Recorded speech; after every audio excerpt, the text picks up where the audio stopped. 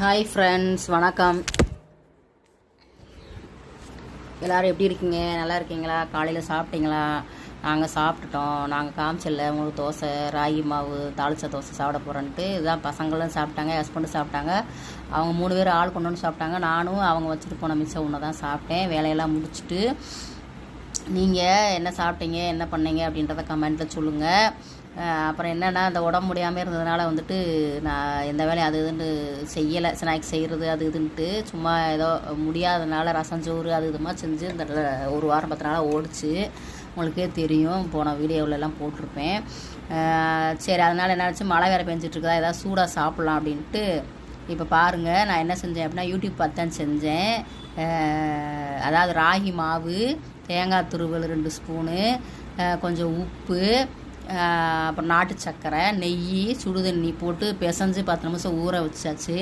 ஊற வச்சுட்டு அதுக்கப்புறம் அதை வந்துட்டு நம்ம கொழுக்கட்டை சேஃபில் நமக்கு என்ன மாதிரி டிசைன் வேணுமோ அப்படி வந்துட்டு பிடிச்சிக்கிறலாம்.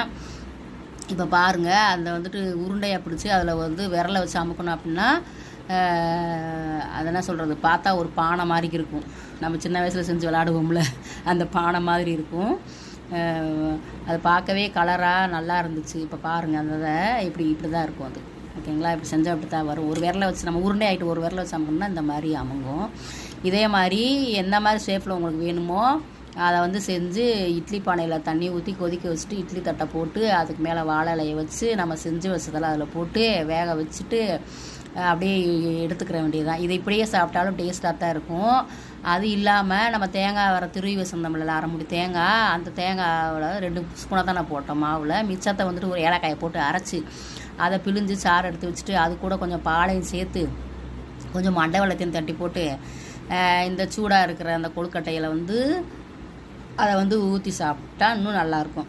அதை ஊற்றாமல் சாப்பிட்டாலும் நல்லாயிருக்கும், ஊற்றி சாப்பிட்டா இன்னும் நல்லாயிருக்கும். நான் யூடியூப் பார்த்து தான் செஞ்சேன், நல்லாவே வந்துச்சு, நல்லா டேஸ்ட்டாக இருக்குது. நீங்களும் இது போல் செஞ்சு சாப்பிடுங்க.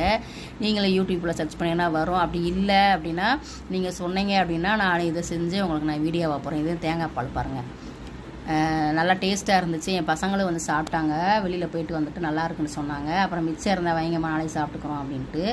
அதனால் அந்த மிச்சம் இருக்கிறத கொஞ்சம் நானும் சாப்பிட்டு வைக்கலாமேன்ட்டு தான் சரி அதை வந்து மக்களுக்கும் வீடியோவை போடலாம் அப்படின்ட்டு எடுத்து நான் காமிச்சிட்ருக்கேன். உங்களுக்கு வாயில் சொல்கிறது பிடிக்கலை, கேட்கலை, சரியாக புரியலை அப்படின்னா நீங்கள் சொன்னால் நான் செஞ்சு உங்களுக்கு வீடியோவாக போடுறேன். கேப்ப மாவு மட்டும்தான் வேணும். இதில் நம்ம சொன்ன இன்க்ரீடியன்ஸ் இருந்தால் நான் உடனே செஞ்சுக்கலாம். ஓகேங்களா? பிடிச்சிருந்தால் லைக் பண்ணுங்கள், ஷேர் பண்ணுங்கள், நம்ம சேனலை மறக்காமல் சப்ஸ்கிரைப் பண்ணுங்கள். நல்லா சாப்பிடுங்க. நல்லா இந்த நாளை வந்து நல்லபடியாக என்ஜாய் பண்ணுங்கள். இந்த டே உங்களுக்கு எப்படி போயிட்டுருக்குன்றதை கமெண்ட் பண்ணுங்கள்.